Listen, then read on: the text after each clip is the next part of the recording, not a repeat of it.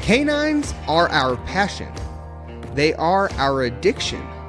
They are our way of life, right down to the very core. And without them, we would be lost. The canines of this world really are something to behold.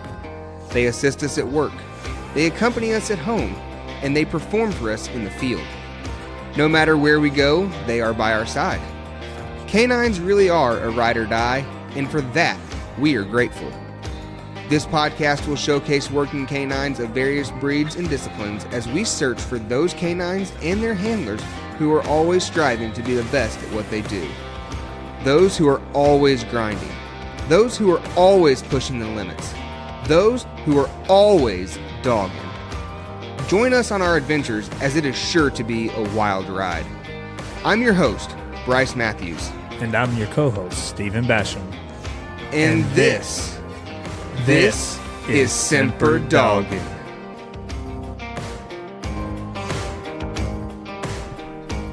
Welcome back to another episode of the Semper Doggin' podcast. I am your host, Bryce Matthews, and I am flying solo today. Old Basham couldn't make it down here. And we got a pretty exciting episode for you guys today, I think. This is fresh off the press. I mean, we literally just got done hunting, just got done running some coyotes down here in Kentucky, and I've got the man of the hour with us today, Mr. Dalton Hillard. How you doing today, buddy? I'm good, buddy. How about you? Buddy, today was great. It was a good hunt. Yeah, he was in coyotes pretty much all morning. It was fantastic. It was. Able to bring my fiance and my boy down here today. They were able to experience it. Got to see my first box dump. We're going to get into that here in a little bit with the greyhounds where they caught him.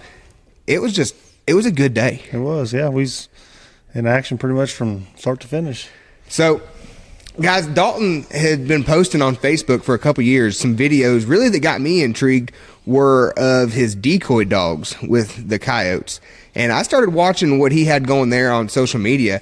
And I reached out to him a couple years ago and asked him if I could come down and hunt. And he was like, yeah, absolutely. And for whatever reason, it never happened. We never got that taken care of. The things just didn't align, and I didn't make it down. But this year I reached out to him again, and I said, hey, man, like I've seen you've been running the greyhounds on the coyotes, and I still want to come down and come hunting. And he was super gracious, let me come down. Came down a couple weeks ago and ran with him. We ran some coyotes. We just weren't in the right position at the right time to get them caught. Yeah, we I guess about hit up with the pickup, didn't we? Hit one with the pickup. Yeah, sucker made a left when he should have made a right, and we about ran him over. But it was an awesome hunt, and I told him, I said, look, I really want to come back. I said, I want to see these greyhounds get dumped, run across the field, and snatch one of these yotes up. Because it's an interesting dynamic when you've got the trail hounds that get them jumped, and then you've got, once they're running, through the woods and across the field, then we got to get in position to get the greyhounds where they can see them, dump the box, and it's something that has to marry together with perfect timing in order for everything to come together.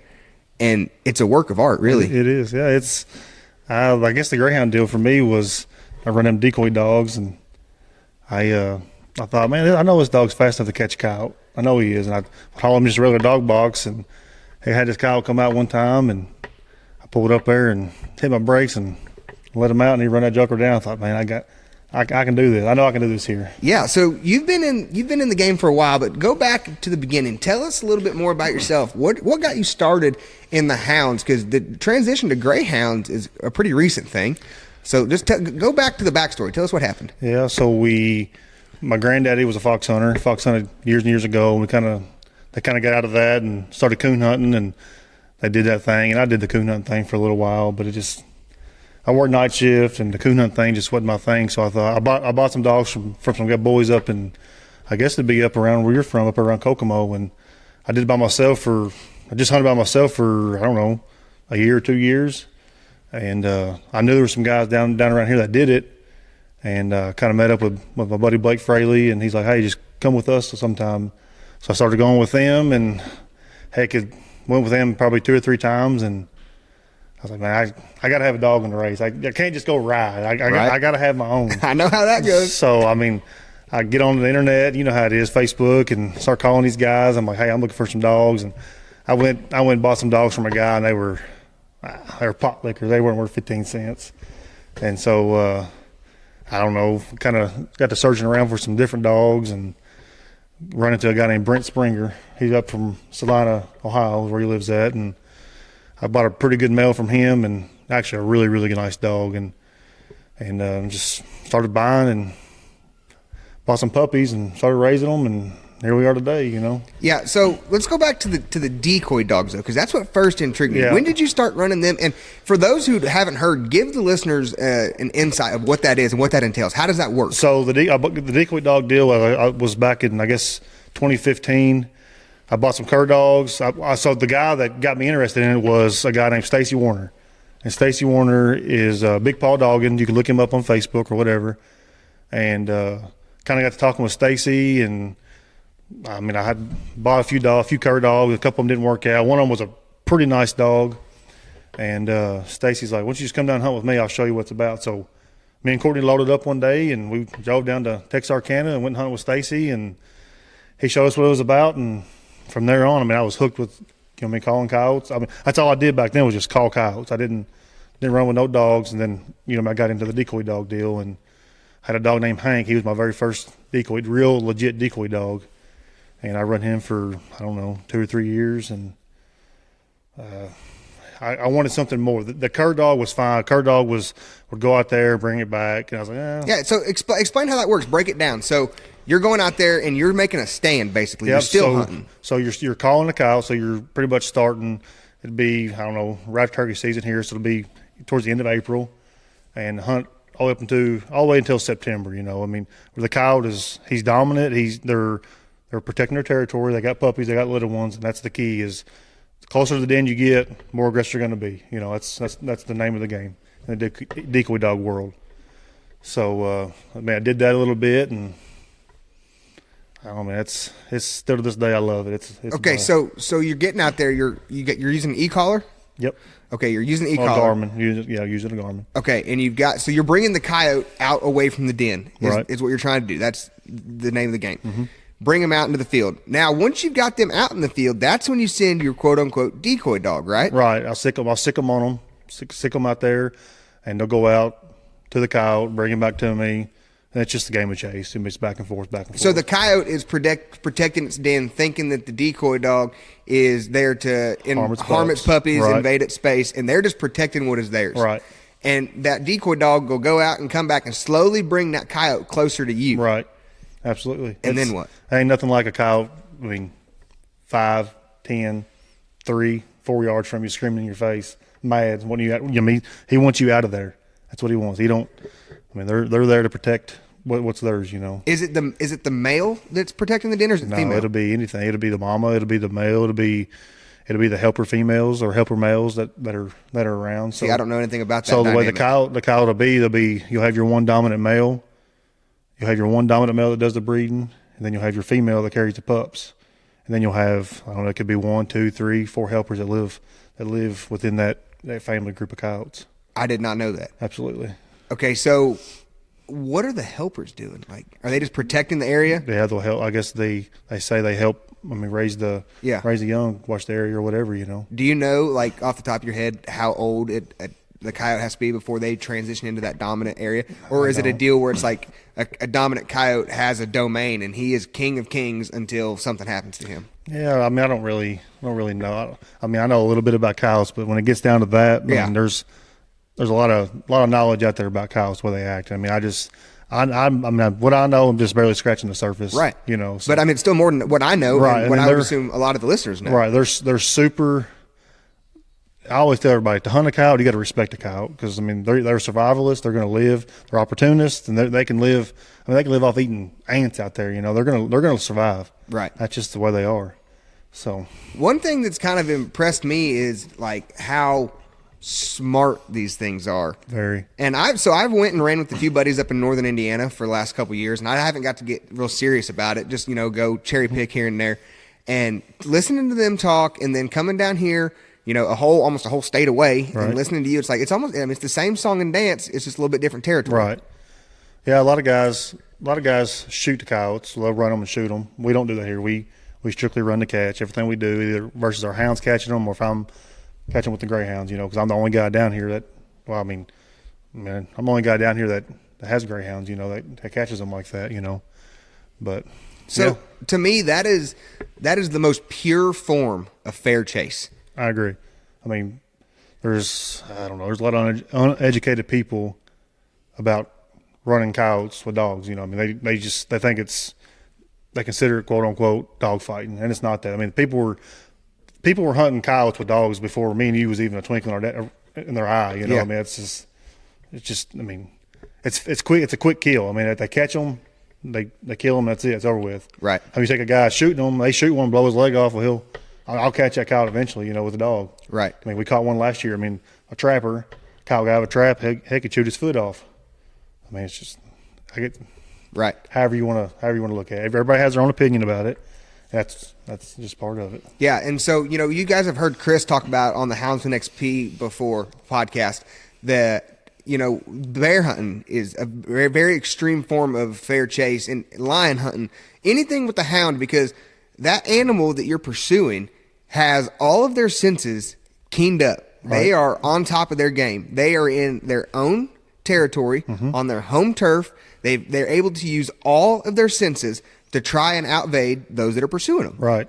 Absolutely. Yeah. I mean, I may dump on a coyote, and I mean, like heck, I run one yesterday. I mean, I got a good turnout on him. I mean, and they run that coyote, took him through 2 or 3 ditches, and I think they was going to catch him. He had a chance to make it. Yeah. So I mean, and that's the perfect example. It was the first time that I came down here.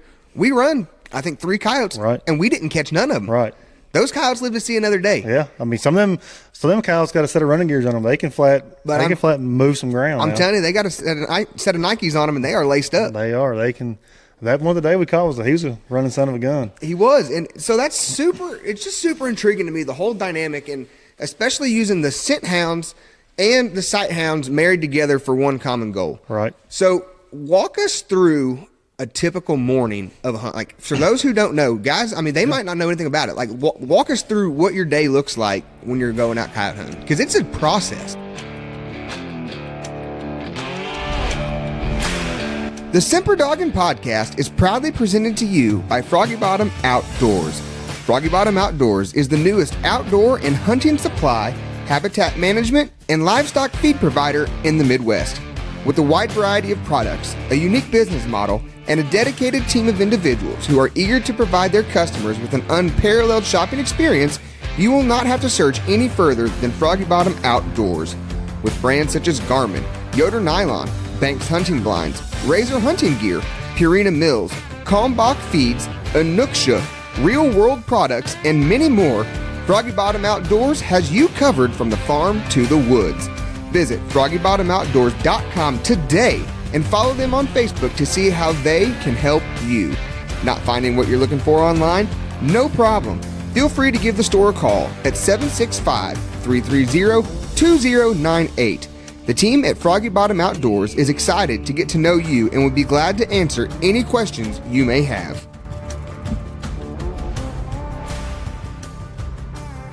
Yeah, it is. We do run some trail cameras and kind of pick up some dead deer and do whatever we do. Whatever deer we kill, we'll put out, for bait piles. And I'll check my cameras and see what's been in and what hasn't been in. If there hasn't been nothing on it, well, we'll just go to a block of woods and we call them our jump dogs. We'll send 2 or 3 jump dogs in a section of woods, and they either get jumped or they won't. And if they do get jumped, and we'll let them run it for a little while, depending on where it's going or where we're at.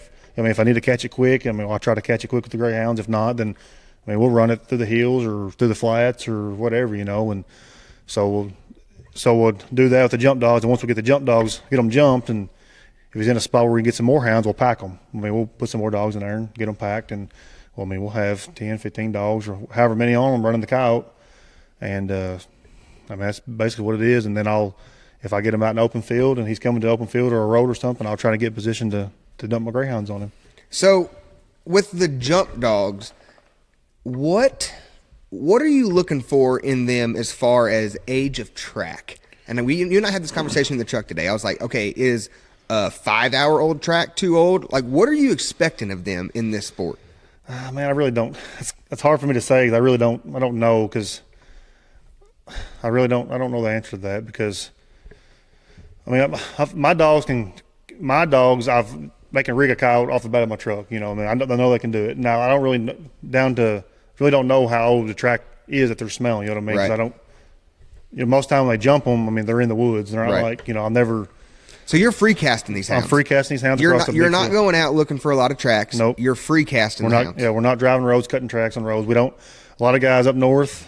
Run the snow and they want to cut a track like that. Well, we don't do that here. We run in the mud. That's just Right. We don't get much snow down here, so we run them in the mud and we just pull up to a block of woods and we send them in there. So to answer the question about how the track is, I don't know the answer to that because like I said, we're free casting them into a section of woods Right. 99% of the time. Right. So and if we do see some out in the field, or whatever, if I think they've been through there, I'll go back and walk some dogs out there. And if they hit it, they hit it. If they don't, they don't. It may be an hour, 2 hour, our old track, Right. and they'll still pick that up. My dog is still, the whole group of guys that I hunt with, we have a pretty good group of guys. Yeah, they've been fantastic. Yeah, we got some good group of guys we hunt with. And them guys, the Fraleys, they've been doing this for, 30 plus years. They've been running cows down here. They've seen it all. They've done it all. There ain't nothing they ain't seen. And, it's cool being around them guys because, they've been doing it for so long and Yeah. the stories and stuff they have. It's Right. It's pretty awesome. And today was kind of an interesting dynamic as far as what happened because we saw a lot of different scenarios play out. To start off today, we did right there at first daylight.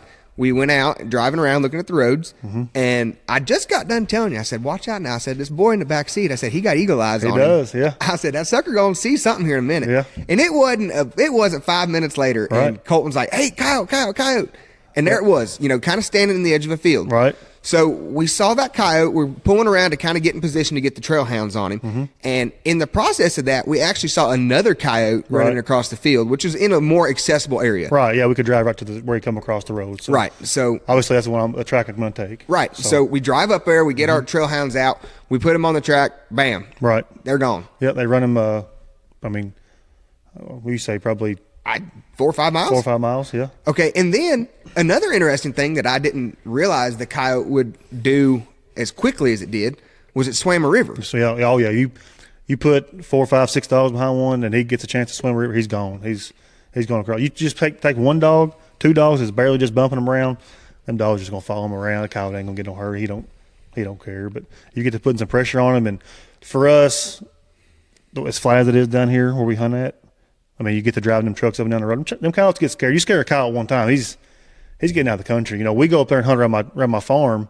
I've got some chicken houses, and you go up there and hunt. Well, there's only one road around through there, within several miles. So we go up there and hunt, and that coyote will just run a 3 or 4 mile square. They're just running right there. You can park in one spot and talk about hearing a race. You get a heck of a race. Yeah. So that coyote swam the river. The dogs swam with him, went on through. We were able to get another set of dogs packed into him. Right. And the trail hounds really ended up baying this coyote in the field. Yeah, they had him in a field, but kind of bumping him along a little bit. Right. He wasn't moving fast by any means. Right, he definitely wasn't straight lining. Right. Yeah, they definitely slowed him down. Right. Absolutely. So we were able to get in position, dump the box on the greyhounds. They went in, made a clean, ethical kill. Right. So that was scenario one. We saw the coyote out in the field, put the trail hounds on it. Trail hounds bait him up. Right. Bring the greyhounds in to finish it off. Right. Done. Absolutely. Quick, ethical. Right. Scenario number two was we had some dogs in there free casting, almost like us coon hunters do. When we're talking about free casting, we're literally going to a block of woods, dump the dogs, right, a couple at a time. Usually your dogs that are better at trail dogs. Yeah, your true dogs, yeah. They're not going to bump around on deer and off game. Right.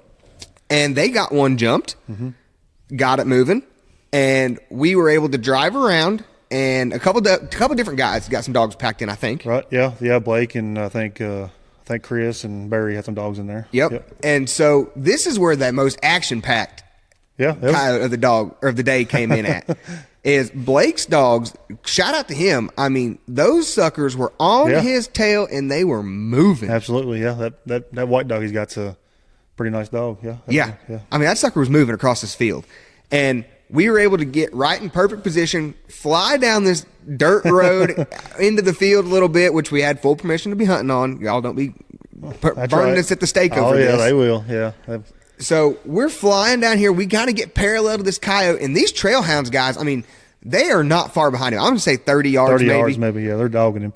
And they're pushing him. That coyote is running him for everything he is worth. Right. And we finally got to see the magic happen. Dalton whipped that Ford into position. We're not going to rag him for driving a Ford. If it was a Chevy, we'd have been there 3 minutes earlier. But that's beside the point. Whipped that Ford into position, rips the cable inside the cab. Wham! There goes the side of the box. The greyhounds fly out. Bam, bam, thank you, man. The coyote is done. It was live action, man. It was live action. I was literally shaking when we were done with it. Yeah, if you ain't ever done it, it's ain't nothing in the world like it. There ain't. It was the most intense thing I've seen. And Seth Hall, I'm going to give you credit on this one. You told me whenever you see sight hounds work in front of you, you said there's no more exhilarating thing. And I will say that today that was probably true. Yeah. I don't even have words for it. Absolutely. They are. Those greyhounds meant business. Right. They had a job to do, and they did it quick. Absolutely. It don't take them long. I mean, so my greyhounds, about every one of my greyhounds come from one guy. I mean, everything I've got, for the most part, other than maybe 3 or 4 dogs, and I've got 30 head of greyhounds here, they all come from one guy. And the guy's named Aaron Austin. Double A's Grays.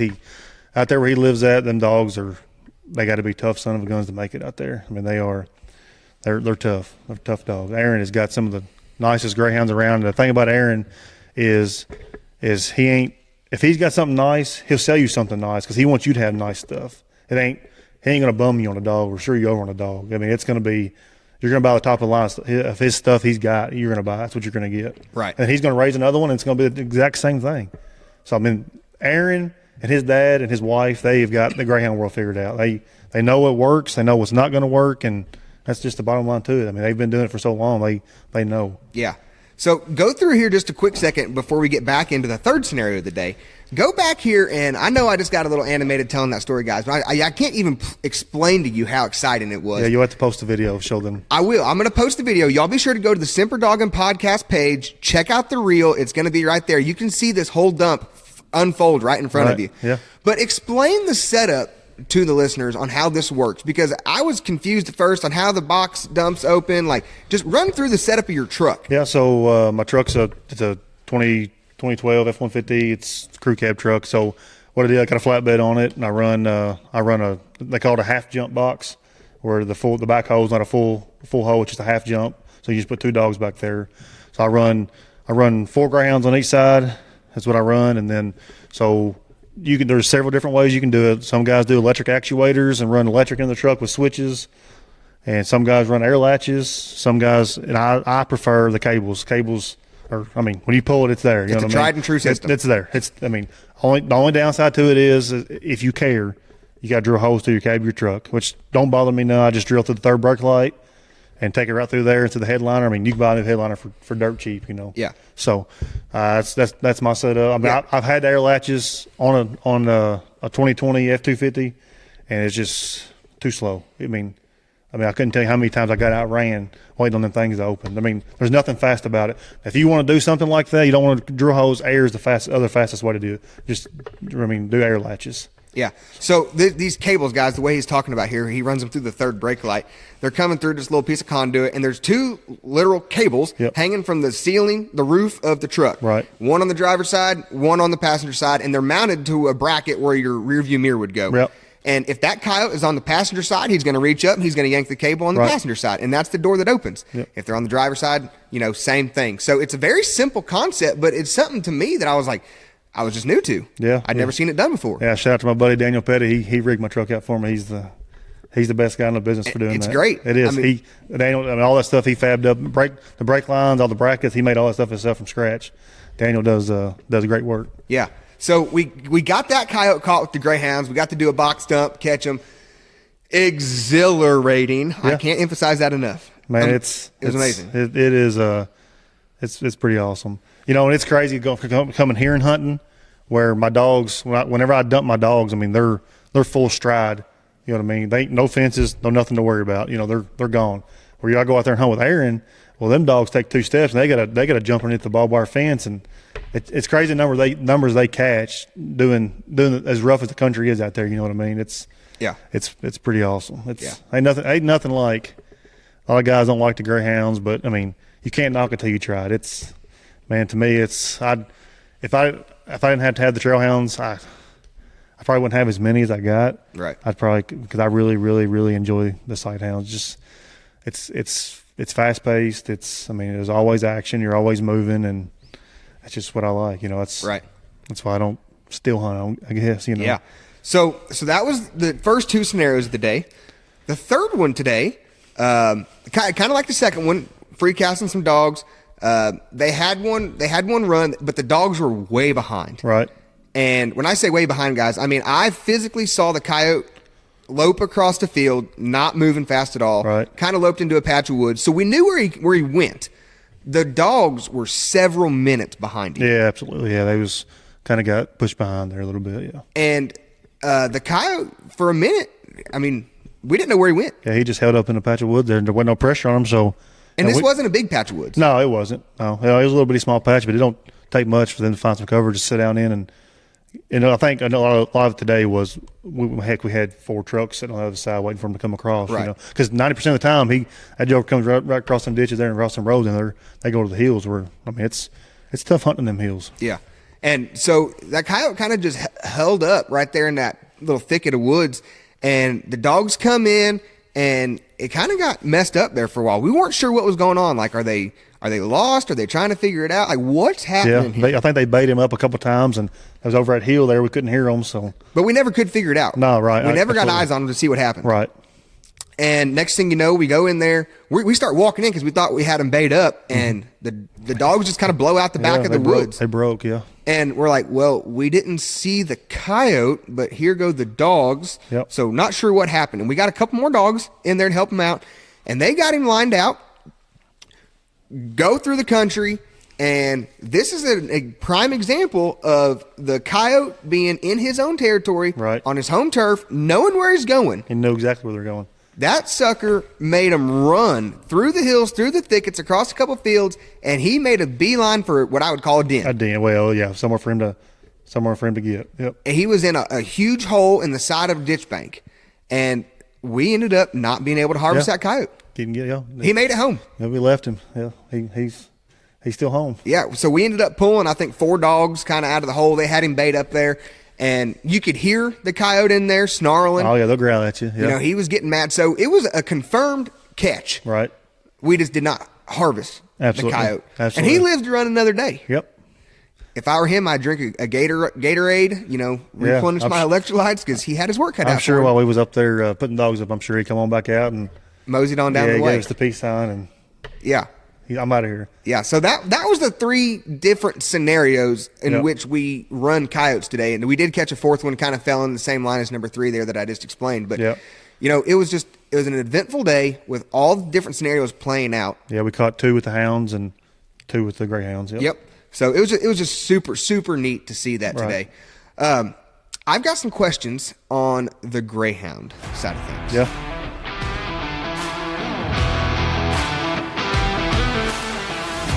We all know that canines can take us to some wild places, and some of those are only accessible by an off-road vehicle. No matter how hard you try to maintain your ride, something is bound to break on one of your adventures. When you find yourself looking for replacement parts, or maybe even a few upgraded parts to further try and prevent a breakdown, look no further than Never Satisfied Off-Road. Joey Goforth is the proud new owner of Never Satisfied Off-Road and is ready to serve you. Performance accessories such as lift kits, portals, tires, and more can all be found at Never Satisfied Off-Road. Located in Covington, Tennessee, the team at Never Satisfied Off-Road is ready to ship parts and accessories for your ride anywhere in the country. As their new website is currently being built, be sure to follow them on Facebook at Never Satisfied Off-Road 23 to keep up to date on the hottest items and sales. Give them a call at 731-693-9921 to place your order and get your ride ready to follow your canine wherever they may take you. Are you ready for the best part, though? Mention that you heard this ad on the Semper Doggin podcast, and you will receive a Semper Doggin approved listener discount.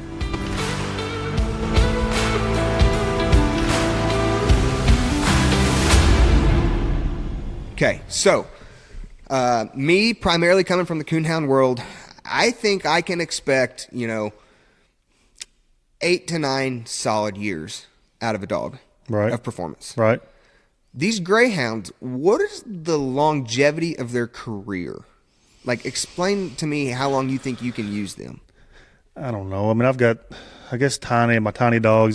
He's a big stag. He's a straight head dog. I may be wrong, but I believe Tiny is going on 7 or 8 years old. I think he's 7. Yeah, 7 or 8. I mean, He's still moving. he still moves good. He ain't the fastest in the world. He's not. He's not the fastest dog in the world. But when he gets there, it's game over. All the playing stops. I mean, he's Right. But so these greyhounds, what I've noticed since I've been fooling with them is like the guys out west. It's different for them. Like 90% of the guys out west, they don't do concrete. They their dogs are on. It'll be like limestone, like just busted up lime In the kennels? and or dirt, and that's what they do, But it's dry out there, so them guys are telling me you don't want to put them greyhounds on concrete. You don't want to put them on concrete. I'm like, man, I can't do what y'all do because we get a lot of rain here. That's a nasty mess, to clean up. So, I mean, I do mine on concrete. I mean, I guess it's danged if you do, danged if you don't kind of Right. thing. I had them over at my farm in the barn, and man, that style ain't for me. You got to warm your dogs more. You got to, you know what I mean? It's just where this setup I got here now, you can keep them clean. But what I've noticed about the greyhounds is they don't have no immune system. I feel like they when they get sick, they don't have the willpower to fight it off. To me, they're like a sheep. They just lay there and die. That's crazy. Just the way their immune system is, they don't have no immune system. They get sick easy. They catch everything. And this is my opinion. I mean, everybody has an opinion about it, but from what I've experienced, I feel like their just immune system is super weak. So and I notice it more this time of year in the winter months, where I don't get to spray every day. In the summertime, I get to bleach and spray my pins out, keep it pretty clean. Where right now, I'm not getting to spray water much or bleach kennels. I'm just scooping and throwing it out. Right. So Tiny, he is a stag hound. he's a stag. And you run several stags and quote unquote greyhounds, I Right. guess. Yep. And we just lump them into the greyhound category. Right, yeah, they're just a greyhound cross, so they are mixed. I mean, that's all they are. So, did you buy him as a broke dog, finished dog? I bought Tiny from Aaron Austin as a broke dog, yeah. Sure did. A lot of guys have hauled that dog, and he's been the exact same ever since he's been a little puppy. I mean, he's got one job and one job only, and he is the head dog. So, I mean, it's what he is. And head dog out of 30-something greyhounds Right. that you're housing. Right. Yeah, that's a big deal. I mean, I had a super, super nice stag female that I bought from a guy named Mike Flagstead out in Iowa, and she was a dead shot head dog. I mean, it was my wife's dog. She's the kind of dog, when she gets on a coyote, you're taking a break stick or something to choke her off of one. I mean, she was a real deal. And most of them, like, she wasn't a fuzzy dog either. She was a slick haired stag. She wasn't a fuzzy dog. But most of them fuzzy dogs are just tougher than nails. I mean, about every one of them I've seen has just been stupid tough. And so, define tough, like tough as in willpower to run around, like run that coyote down until they catch it, like to exhaustion, or tough to get in there and dispatch the coyote. Yes, yeah, not far as tough as the run. I'm talking tough as to take the bite, take the pain, or whatever they're going to do to get that coyote. They're going to kill us. That's what they're going to do. Right. So bottom line, that's what them stags are. They are, man. I like them. I mean, I couldn't run all stags because I don't think. I mean, there is some. I've got a female here now I think can catch a good coyote, but I mean, I haven't seen. Most of their toes are long. They get them long feet, and I don't feel like they run as good. They got them big long toes. Right.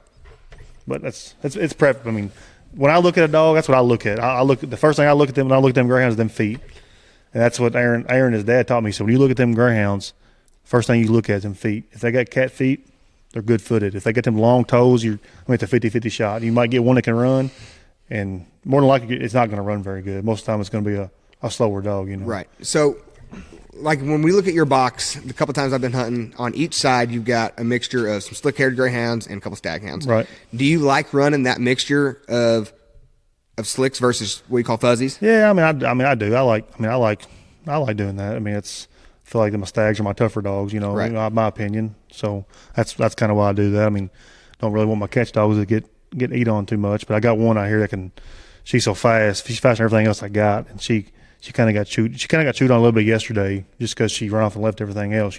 That's how fast she is. She's faster than anything. She's the fastest dog that I own here. So speed. Like, what are we? These are not hot-blooded dogs. They're not racing. They're not race dogs. Nope. So, like when I originally thought of greyhounds, I just in my head had hot blood pictured, and these dogs are not as fast. Not as fast as the hot blood. Nope. Do they have the more longevity? I don't really know. Probably do. Yeah, I feel like they do. Yeah, because a lot of them guys that have the hot bloods, they've turned them over to hunting dogs, and most of the time because they got bumped on the track or they got hurt or something like that, and they try to cross them over or whatever. Yeah. So. Okay, so then you have to put 4 on one side, 4 on the other side. You're typically carrying 8. Yeah, I usually carry 8. You don't have to. I've got so many I got to take them. When I go. So. But how do you make your sets? Like, okay, today I'm putting this 4 on this side. Is that just trial and error? Yeah, no. So kind of what I do is I got my one catch dog. I run my one catch dog, and I run one dog that's considered my head dog. I run one on each side, and then I usually run a couple pups. So a couple young dogs I'm trying to get going is usually how I do it. So I've got 4 catch dogs. I've got 2 for sure dead shot head dogs. So and I had 3, and I've got some other dogs that fight the head and fight above average, But if I'm hauling young dogs, I don't want them young dogs getting bit on. I want that head dog going to grab that head and let that pup kind of do his thing, Right. So that's, I've hauled them everywhere. And I got some dogs out here now. I can haul 4 dogs total and be just fine, I can haul my zip dog and that tiny dog on one side. I can haul Jack and my Emma dog on one side, and that's all I need. Right. They do it all, It's just 4 dogs, It's just personal preference. Right. But I've got so many dogs, so I'm trying to take as much as possible. Right. So. And when you talk about dogs, you hunt really hard. I do. I hunt a bunch, probably more than I need to be. So you have several. We're over 50 dogs. Yeah, I've got 50 plus. Yeah. And the care that they're shown, from what I've seen, the setup that they have is second to none. Yeah, thank you. A lot of, and I'm not just saying that because I got you on the podcast. I'm dead serious about it. Yep. They've all got nice, clean living conditions. They're all clean water bowls. The feces is picked up. They got nice dog boxes to go to stay out of it. You're taking care of 50 dogs and doing it at a high level. Right. So, guys, if you guys saw anything about my Facebook post a couple weeks ago, you saw that I challenged us houndsmen to do a better job of presenting a good light to everybody else and to take the best care of our hounds as we can possible, because we owe it to them. Right, absolutely. Yeah, they depend on us. When we got done hunting today, we pulled some of these dogs out of the box, buddy, and they were whooped. Hell yeah. They wanted nothing more than to go to a nice dog house, clean bedding, and just relax. Yeah, I'll give them a little shot of Dex and keep the swelling down, and we'll go again. Because they're athletes. Oh yeah, absolutely. Yeah, you gotta take care of them. They depend on us. Without us, and if you're gonna hunt as hard as you do, you've got to have dogs to rotate in and out, which is why you keep so many headed dogs. That's why. And then another reason why, my wife, I think she likes it more than I like it, and she had that F-150 we hunted of was originally her pickup. I've got hijacked. I've kind of done taking it over, yeah. But she did a very, very important job today. Oh yeah, yep. Of driving another truck. Her and my fiance rode together, right? And they carried around all of the scent hounds. Yep. And they were right where they needed to be to cut dogs off, to pack dogs in, to watch the coyote come across the road. She did a great job of being where she needed to be at the right place at the right time. Absolutely, yeah. And I can go hunt through the week with the guy that helps me out, my buddy Barry Ellis. Him can go hunt, and we can catch more coyotes with just me and him, or just me, him, and Chris hunting, or just whoever. It could be me, Chris, and Charlie, or whoever's hunting with just 2 pickups or 3 pickups to catch more coyotes than you do with running 6 or 7 trucks up and down the road. Why do you think that is? Do you think that that amount of trucks, that coyote, when they come out, when they bust out of the woods, they're looking and they're scanning? Oh yeah, that spooks them. They get spooky and they get turned. Oh yeah, they turns them and they get spooky, and that's whenever they get the heck out of Dodge. They're going somewhere where they're getting away from you. That's just bottom line. Right. So, but yeah, that's the way anywhere. I go out to Oklahoma and hunt, and them guys are just ecstatic for me to get out there. When I go out there, I just take my trail hounds, because them guys got so many greyhounds. I was like, well, I'll just come out and I'll run my trail hounds and let y'all catch coyotes. And it's a win. It's good for me. It's good for my dogs, because the population of coyotes out there is so much higher than it is here. Yeah, so let's dive into that for a little bit. Let's talk about that. Like, you said you go out to Oklahoma at least once, maybe if not twice a year. Yeah, well, probably too much. Yeah, but the population out there is crazy high. It is higher. They got a lot of coyotes. Well, I mean, a lot more cattle, a lot of cattle, and I mean, a lot more hay, and I mean that's what a coyote lives off of in the summertime. They live off eating grasshoppers and stuff like that, mice and right. So, let's go through the dynamic of hunting out in Oklahoma. What is different in hunting in Oklahoma versus hunting in Kentucky? They're broke up in 1 mile and 2 mile sections.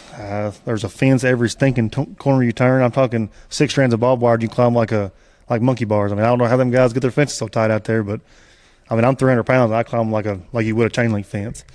But that's different out there. The fences and the way that their cover is. I mean, they'll have mesquite. They'll just have sagebrush, tall grass. I mean, and their tree lines are. I mean, they ain't probably 50 yards wide, and some of them are, I don't know, 100 yards long. And you may go up in there, and there might be 6 coyotes up in there. That's just. I mean, it's crazy. You just got to experience it. I mean, and them guys out there, the way they hunt is completely different than the way I hunt. Most of them guys out there just run greyhounds only, and they drive across everything. We're here, for the most part, you ain't driving across nothing. I mean, because it's typically this time of year, it's wet. You can't drive nowhere. Right. You know, but them guys out there, they don't get no rain, so they drive across everything, drive through everything, or whatever, you know. So they're going out basically just glassing, looking for coyotes on the prowl. Yeah, and they're going to see more coyotes standing out. I mean, just the way it is out there, there's less cover. I mean, there's just a lot more coyotes. Yeah. So coyotes are a super versatile animal. I mean, they're all across the country. Absolutely. Where if you had one place you could go to run your coyotes. Now, let's take scent hounds and your sight hounds. You got to run them as a pack. Where's the best place in the country to go do it? I don't really know, to be honest with you. I mean, I feel like here is. Now if you're talking about just greyhounds, obviously out west. I mean, Texas, out that way, you know. Because, I mean, I've seen population up the Panhandle. I mean, that's where all the guys go. They go to Delhart, Texas, or they go out there, and that's where them guys go out there and catch. I mean, they'll hunt a half a day and catch 25, 30 coyotes in a half a day with the greyhounds, you know. That is so wild. I mean, it ain't no secret. And do it day in, day out. Well, I mean, the locals don't do it like that because, I mean, they live there. You know, they'll go out and catch 4 or 5 coyotes. So that part of Texas is to the coyote hunter kind of what the White River is to the coon hunter. Absolutely. Yeah. It ain't no secret. I mean, you can look on Facebook and see the guys that live out there and watch them, and I mean, they put it all out there, and it ain't like I'm telling them where they're hunting at. I mean, people know. Right. You know, Kansas is up there in Kansas. It's good hunting up there. So it ain't no spoiler alert. Everybody knows where the coyotes go, and that's where everybody wants to go. You know. Right. But I mean, just as far as trail hounds and running the combo, I mean, I'm happy right here. I mean, the coyotes are kind of down this year. I mean, they've got this night season. It's been going on for 2 years now, and they've kind of it's new. It's like anything else. It's new. All these guys are buying these thermals and shooting these coyotes, and they've made the thermals affordable. Everybody can finance everything now, this day and age, and we have slowed us down a little bit. I mean, we're used to, we could pretty much anywhere we pulled up, we could go in there and jump a coyote. Where now we may hunt a section and hey, we may not jump one now, you know. Right. It's this night hunting stuff. I mean, it's like everything else. Like duck hunting was whenever Duck Dynasty was a thing. Everybody did it for 3 or 4 years, and they got tired of it. I mean, you just got to ride the wave. It's just part of it. So, yeah. I mean, and we all have a goal. I mean, they want to kill coyotes. We want to kill coyotes. But you know what I mean? It's at the end of the game, I mean, we're all about hunting coyotes. You know. Yeah. It's awesome, and I've just really enjoyed my time coming down here. Let's switch gears for a second. I want to talk about a couple other dogs you got. Yeah. You got a couple Yog Terriers. I do. Yeah. Let dive into them. What are you doing with them dogs? Man, the first one I bought. I mean, I've had her for, I guess she's probably 7 or 8. I mean, I bought her for my puppy, and I don't know. I've kind of done everything with her. I've coon hunted with her. Me and that dog have been everywhere together. I mean, I used to decoy. I take her decoy dog in. I take her and put her on these coyotes. You know, if a hound get bait up, I'll send her in there, let her do her thing. And I mean, she don't call none of them. She's just a fun dog. Heck, I mean, I'll ride around in the truck and heck, we just go terrorize whatever, you know. Yeah. So I mean, they're just a fun dog. I've looked at them for several years, and I'm like, man, I don't know if I could house one of those things because they are just into everything. You got to find one. I mean, you got to find a breeder and they're out there. You got to find you a breeder that that's breeding sense in them. Because I mean, I've been around. I've owned probably 25 of them dogs, and you see how many I got. I've got 2. Yeah. I mean, some of them is they're just too much. I mean, I've got kids. I got 2 little girls, so they got to be they got to be family dogs first. They got to be around my kids, my wife. So. Yep. But I mean, no, I've done everything with them dogs. If you name it, heck, I took her pig hunting, put her on a pig. I mean, I've done a little bit of everything with her. Yep. So your trail hounds. What are you looking for in that? Are you looking for a purebred dog, like a running walker that is 100% running walker? Or are you looking for a mixed up dog? Like, what are you looking for? That's what I want. I want just 100% running walker, but all these guys have bred these Delighs and stuff into them, and I understand it. I mean, it is what it is, but I like that old Sheridan blood. I like that liquor blood stuff. I mean, I like all that all that stuff from up north, I mean, to me, I feel like they're just what I'm looking for. They can drift the track, they can run track, drift in the track. They got wheels. They can put the pressure on a coyote. And I ain't gonna tell you they're the grittiest dogs in the world, but I mean, if they get one bait up, they can hold pressure. And I ain't got to have a dog to chew a coyote's face. A lot of them guys. I mean, they want a dog to get up right on top of a coyote and fight him. I don't need that. I ain't got to have that. I just want if he'll pull hair and pinch a little bit and hold him there, I'm fine with that. That suits me just fine. Right, because you're bringing the greyhounds in. Well, that or if I have to, I can take my 22 and pop it in the head. But I mean, heck, if I can catch the coyote and get the dogs from him, heck, we'll run them again. I mean, that'll make me no difference, you know. So another thing that I thought was really interesting about today is that at one point the dogs kind of when we were talking about how the dogs kind of got bait up there, and we weren't sure if they had lost the coyote or not. The landowners down the road kind of come out in the road and were talking to us, and they seemed like very unaware of what was going on. But we were able to sit there in the middle of the road and explain to them what we were doing, how we were using the hounds.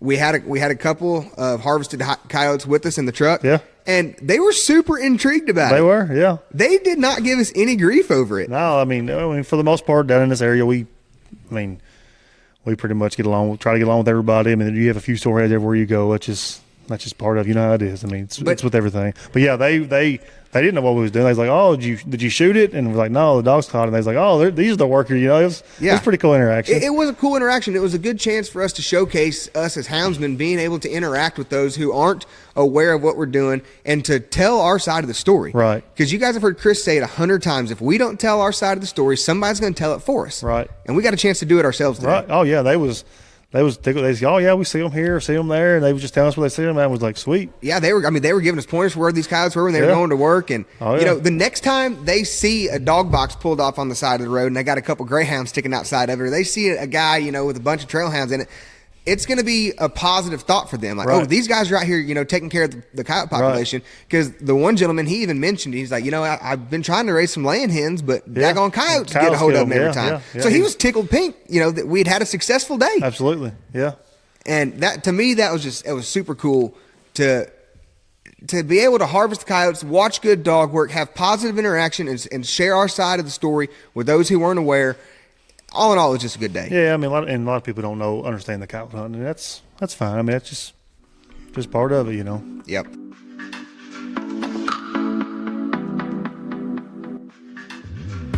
Semper Doggin and Hometown Hero Outdoors are proud to partner together to bring you the Hometown Hero Outdoors Hero of the Week. This week's hero is Ryan Herron from Central Indiana. Ryan is a firefighter who was able to participate in an early season duck hunt with Indiana's chapter of HHO. The team found success during their hunt, but Ryan said that the best part was the brotherhood and camaraderie. He said whether you're a veteran or first responder, getting a chance to share time pursuing your passion with those who have similar life experiences is priceless. Ryan, from Semper Doggin and Hometown Hero Outdoors, we would like to say thank you for serving and protecting your community. Listeners, remember, if you have a hero of your own that you would like to recognize, please send their name and a brief description to semperdoggin@gmail.com, and we will be glad to recognize them. If you would like more information on Hometown Hero Outdoors, be sure to visit them at hometownherooutdoors.org or follow them on Facebook. But man, like I said, I just cannot thank you and your crew enough for letting me be able to come down and share this experience with you guys, to bring my fiance, bring my boy. Oh, yeah. You know, it's a family event. It is, and that's. I mean, I take my oldest girl with me. Me and her went. I guess the next day deer season went out here. Me and her went, and we caught 2 right off the bat, and it wasn't easy like it was today. I mean, those 2 coyotes there. I mean, I had to walk 700 plus yards with her on my shoulder. That everything was thawed out and wet. I mean, it's a memory. I'll never forget that, and she never will either. Yeah, it's just been great. So, buddy, you got anything else you want to close us out with? I'm good, man. All right. Well, once again, thanks for having us down here, guys. We appreciate you listening to the Semper Doggin podcast. We hope you're enjoying it. Be sure to go on over and follow our sponsors. Give them a look on their websites, their pages. Support those who support you. Join us over on the Semper Doggin podcast Facebook page. We've always got good stuff going on over there, and we encourage you guys, invite you guys to post pictures, post videos of what you got going on. We want to see different types of hounds and dogs working, doing what they're bred to do. Right. Dalton's been a big contributor over there. We're getting a lot of these coyote guys over there, and it's just been really, really good. So, buddy, I'm good if you're good. I'm good, man. All right. Well, guys, until next time, we'll catch you later.